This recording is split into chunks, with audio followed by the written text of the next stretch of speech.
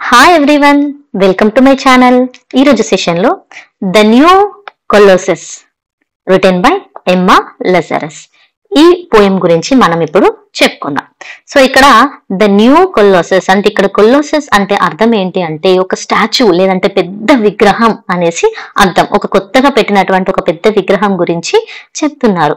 So దీన్ని రాసినటువంటి writer వచ్చేసి ఎమ్మా లజరస్. సో ఫస్ట్ గా మనం ఆ రైటర్ ఆర్ పోయెట్ గురించి ఇక్కడ చూద్దాం. ఎమ్మా లజరస్ 1849-1887 అంటే ఇది బర్త్ డెత్ ఇయర్స్ అనమాట. Was Born on 22nd 1849 in New York city. So ఇవి ఎప్పుడు పుట్టారు అంటే జూలై 22nd 1849 లో న్యూయార్క్ లో పుట్టారంట. She was an American poet, essayist and translator. So ఈమె ఒక కవి, ఎస్సేస్ రాస్తారు, అలాగే ట్రాన్స్లేషన్ కూడా చేస్తారంట. Lazarus was born to a wealthy Jewish family. So ఈవిడ మంచి ధనికుల కుటుంబంలోనే జన్మించారు. Her family migrated to America before the revolution. So revolution అంటే యుద్ధానికి ముందే వాళ్ళ ఫ్యామిలీ మొత్తం అమెరికాకి మూవ్ అయ్యారంట. Her first book poems and translation, it was written in 1867 was praised by Ralph Waldo Emerson. So Ralph Waldo Emerson గారు కూడా ఒక పెద్ద గొప్ప రైటర్ అన్నమాట ఇంగ్లీష్ రైటింగ్స్ లో. సో అలాంటి వారు ఆమె రాసినటువంటి first book poems and translations ని చూసి ఆమెని ప్రేస్ చేశారంట, మెచ్చుకున్నారంట.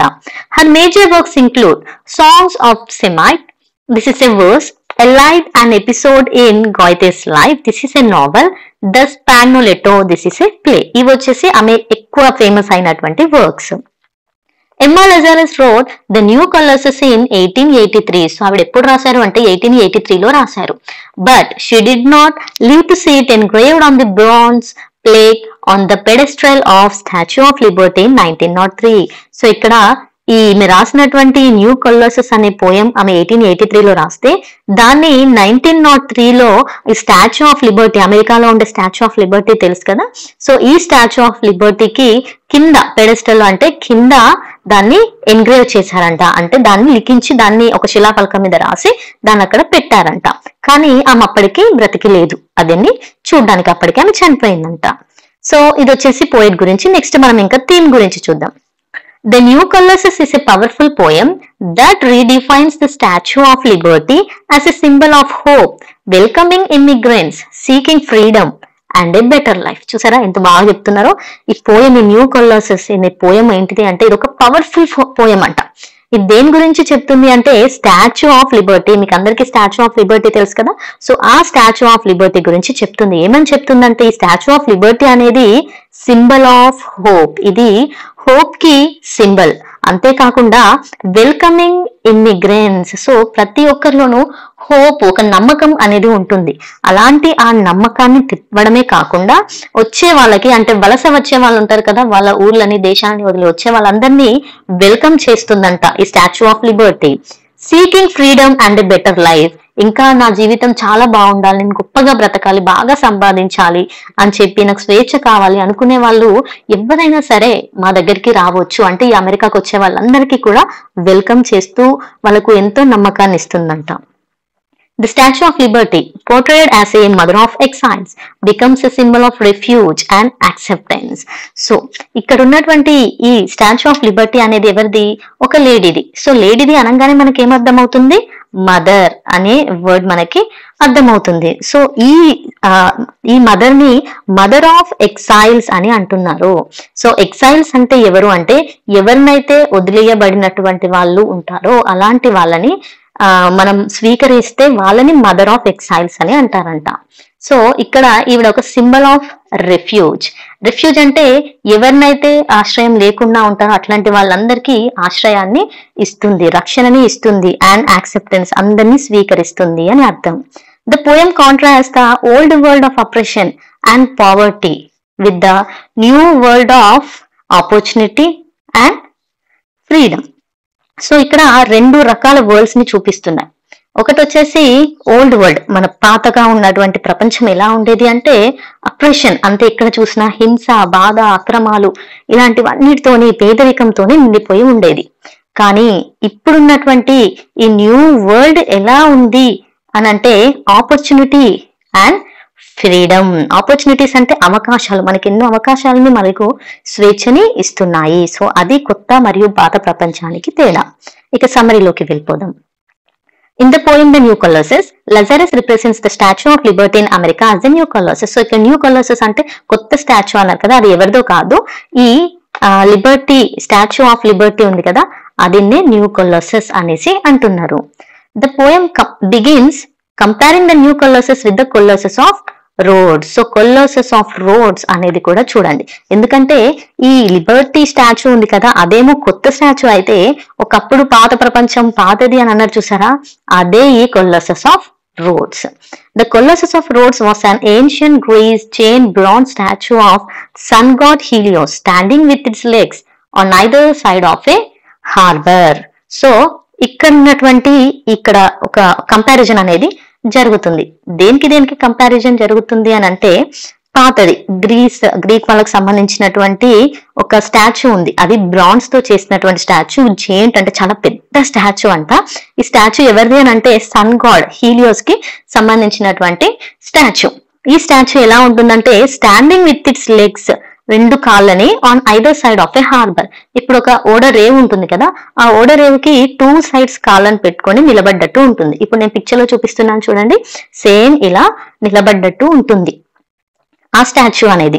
సో ఇక్కడ ఈ స్టాచ్యూని చూస్తే మీకు ఏమర్థం అవుతుంది, ఈ సముద్రం ద్వారా, ఈ నది ద్వారా వచ్చే వాళ్ళందరూ కూడా ఆ స్టాచ్యూ కాళ్ళ కింది నుండే రావాలి అంటే దాని అర్థం ఇక్కడ అందరూ కూడా మాకంటే తక్కువ, మా కాళ్ళ కిందే బ్రతకాలి అనే అర్థాన్ని చూపిస్తున్నారు. అంటే ఇక్కడ అధికార దర్పం అనే దాన్ని మనకు చూపిస్తుంది ఈ స్టాచ్యూ అనేది.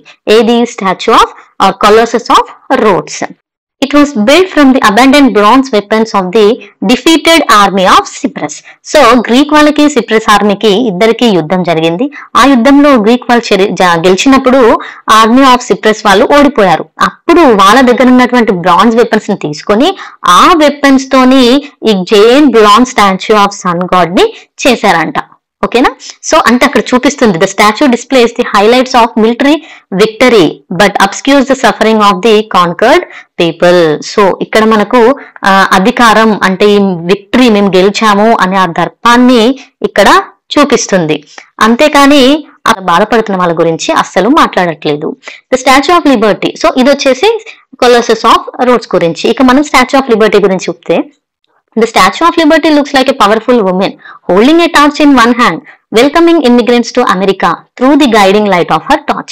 So Statue of Liberty అంటే తెలుసు కదా ఎలా ఉంటుంది. సో ఎలా ఉంటుంది? Powerful women standing. ఓకే, ఈమె చేతిలో ఒక టార్చ్ పట్టుకొని ఉంటుంది. ఈ టార్చ్ అనేది ఏంటి అంటే ఎవరైతే అమెరికాకి వస్తున్నారో వాళ్ళందరినీ వెల్కమ్ చేస్తూ వాళ్ళకి దారిని చూపిస్తుందంట ఆ లైట్ తో.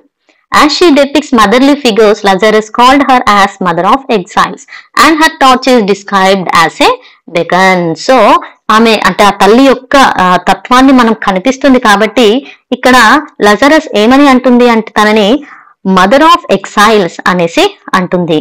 అలాగే ఆమె దగ్గర ఉన్నటువంటి ఆ బెకాన్ ఉంది కదా, అది ఏమంటుందంటే దారి చూపే ఒక స్తంభం, దీప స్తంభం లాగా ఉంది అనేసి చెప్తుంది. Since an exile is someone who is forced to leave their homeland, Lazarus explaining that Lady Liberty will not only welcome those exiles but also be mother-like to them, comforting and supporting them as every good mother does. So ఇక్కడ mother of exiles అన్నారు కాబట్టి, exhale అంటే ఎవరినైతే వాళ్ళ దేశం నుంచి వెలివేస్తారు, ఎవరికైతే ఒక సొంత ఊరు దేశం అంటూ లేదో అలాంటి వాళ్ళందరినీ కూడా ఈ లజారస్ ఏమని చెప్తుంది అంటే లేడీ లిబర్టీ వెల్కమ్ చేస్తుంది. వెల్కమ్ చేసి ఏమంటుందంటే ఒక తల్లి లాగా ఉంటుంది, వాళ్ళకి కంఫర్ట్ అండ్ సపోర్ట్ చేసి ఒక తల్లి లాగా చూసుకుంటుందంట తన దేశానికి వచ్చిన ప్రతి ఒక్కరిని కూడా. The poem then tells that statue herself a voice. Though she is a silent statue, she speaks directly to the nations of Europe to send its improvised citizens, the thousands who long for freedom, to America. So ఈ statue silent గా ఉంది కానీ ఏమని చెప్తుందంటే European nations అంటే మొత్తం అన్ని దేశాలకు ఒకటే మాట చెప్తుంది, మీ దగ్గర ఉన్నటువంటి సిటిజన్స్ వేలు కానీ వందలు కానీ ఎవరికైతే స్వతంత్రం కావాలనుకుంటున్నారో వాళ్ళని మా అమెరికాకి పంపించు. These people have been forgotten and rejected in their overly populated countries with limited resources. మీ దగ్గర వాళ్ళకి ఎటువంటి ప్లేస్ లేని వాళ్ళకి, ఎవరికైతే మర్యాద లేదో, జనం ఎక్కువ ఉన్నారని చెప్పి చంపేస్తున్నారో, అట్లాంటి వాళ్ళందరికీ తినడానికి తిండి లేదో, ఉండడానికి ప్లేస్ లేదో, వాళ్ళందరినీ నా దగ్గరికి పంపించండి అని చెప్తుంది. Lady Liberty will not turn anyone away. ఎవ్వరు వచ్చినా కూడా నేను తిరిగి పంపించను, నా దగ్గరే ఉంచుకుంటాను. She will accept the tired and the poor and anyone else who needs to be free. ఫ్రీగా ఉండాలనుకున్న, స్వేచ్ఛని కోరుకున్న ప్రతి ఒక్కరు, ఎవరైనా సరే, ఎంతమంది అయినా సరే, నేను అందరినీ స్వీకరిస్తాను. She has lighted her light beside the golden door to let them all in. నా దగ్గర ఉన్న ఈ లైట్, గోల్డెన్ డోర్ దగ్గర లైట్ ఎప్పుడూ వెలుగుతూనే ఉంటుంది. ఇక్కడ గోల్డెన్ డోర్ అంటే ఏంటి అంటే the new opportunities to start a fresh life in America. అంటే కొత్త జీవితాన్ని మొదలు పెట్టాలనుకున్న వాళ్ళందరికీ నా దగ్గర ఉన్న దారి ఎప్పుడూ ఓపెన్ చేసే ఉంటుంది. Finally, the old Colossus rose represents power and victory, whereas the new Colossus Lady Liberty represents hope and enlightenment for the new beginning. So ఇక్కడ ఫైనల్ గా మనం ఏం చెప్పొచ్చు, ఓల్డ్ స్టాచ్యూ అంటే ఆ రోడ్ స్టాచ్యూ ఉంది కదా, అందులో మనకు అధికారం, విజయం అవే గురించే కనిపిస్తుంది. కానీ ఈ లేడీ లిబర్టీ యొక్క న్యూ కొలసస్ ఏమని చెప్తుంది, మనకు నమ్మకం గురించి, మనకు రాబోయే మంచి ఫ్యూచర్ గురించి, మనని చైతన్యపరచడం గురించి, మన కొత్త జీవితాన్ని ఎలా ఆరంభించాలి అనే దాని గురించి చెప్తుంది. సో ఇక్కడ లేడీ ఆఫ్ లిబర్టీ గురించి చాలా చక్కగా పొగడడం జరిగింది. సో స్టాచ్యూని చేసిన తర్వాత ఆ స్టాచ్యూని పొగుడుతూ ఒక పోయం రాయమని చెప్పి ఎమ్మా లజారస్ కి చెప్పారు. సో అప్పుడు తను రాసినటువంటి పోయం ఇది. ఓకే, సో ఈ పోయం ని ఆ స్టాచ్యూ కిందే పెట్టుంటారంట. ఇక కంక్లూజన్ లోకి వెళ్ళిపోదాం. Lazarus humanises the Statue of Liberty, presenting it as a beacon for those seeking a better life. So ఇక్కడ స్టాచ్యూ ఆఫ్ లిబర్టీకి హ్యూమనైజెస్ అంటే దాన్ని ఒక మానవ రూపంతో పోలుస్తూ, ఒక మనిషిలా పోలుస్తూ ఏమని చెప్తుందంటే, ఎవరైతే ఒక మంచి జీవితం కావాలనుకుంటున్నారో వాళ్ళందరికీ ఇది ఒక ఆశని తీర్చేలాంటిది. The Statue of Liberty torch is a symbol of enlightenment and freedom. So ఈ లిబర్టీ స్టాచ్యూలో ఉన్నటువంటి ఈ టార్చ్ అనేది ఏంటి, ఎన్లైటన్మెంట్ కి, ఫ్రీడమ్ కి ఒక సింబల్ లాంటిది. It is a reminder that America is the country that is built on the ideas of liberty and justice. So America అనే ఈ దేశం ఎలా రూపొందించారు, ఈ ఐడియాస్ ఏంటి అంటే లిబర్టీ, స్వేచ్ఛ, న్యాయం అందరికీ దక్కుతాయి ఇక్కడ. It aligns with the American dream by portraying America as a land of opportunity wear individuals can achieve success and happiness. So America అంటే ల్యాండ్ ఆఫ్ ఆపర్చునిటీస్. ఇక్కడికి వచ్చి ఎవరైనా బ్రతకొచ్చు, ఇక్కడ మీకు సక్సెస్, హ్యాపీనెస్ అనేది ఖచ్చితంగా దక్కుతుంది. The speaker is saying that America is a beacon of hope for the world and that is the place where people can come to find freedom and opportunities. So ఎవరైనా సరే, మీ దేశంలో మీకు గౌరవం లేకపోయినా, మీకు అవమానాలు జరుగుతున్నా, మీకు క్యాస్ట్, రేస్ ఇలా ఎటువంటి తేడాలు చూపించినా, ఇల్లు లేకపోయినా, వాకిలు లేకపోయినా, వెలివేసినా, ఏం చేసినా అందరూ నా దగ్గరికి రండి. అమెరికా ఇస్ ఎ ప్లేస్ ఎక్కడైతే మీకు స్వేచ్ఛ, మీకు అన్ని అవకాశాలను ఇచ్చి మీకు ఒక బ్రైట్ ఫ్యూచర్ ని ఇస్తుంది అని చెప్పేసి క్లియర్ గా ఎమ్మా లజారస్ గారు చెప్పారు. So this is a place of freedom and opportunity. So this is all about the New Colossus poem. మీకు అందరికీ పోయం సమరీ అర్థమైంది అనుకుంటున్నాను. మనం నెక్స్ట్ వీడియోలో మళ్ళీ కలుద్దాం. See you. Thank you for watching. Bye by.